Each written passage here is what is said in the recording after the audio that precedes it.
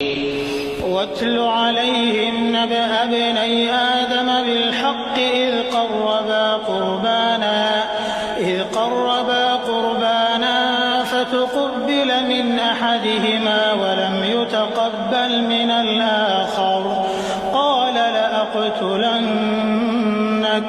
قال إنما يتقبل الله من المتقين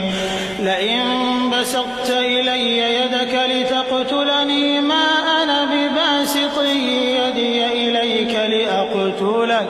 إني أخاف الله رب العالمين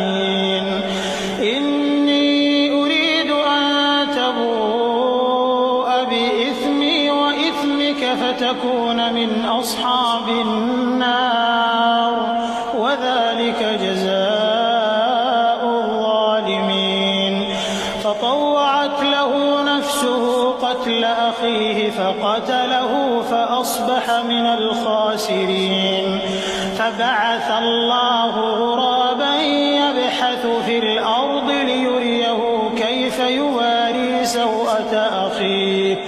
قال يا ويلتى أعجزت أن أكون مثل هذا الغراب فأواري سوءة أخي فأصبح من النادمين من أجل ذلك كتبنا على بني إسرائيل أنه من قتل نفسا بغير نفس أو فساد في الأرض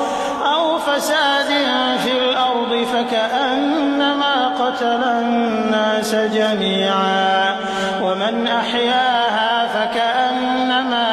أحيا الناس جميعا ولقد جاءتهم رسلنا بالبينات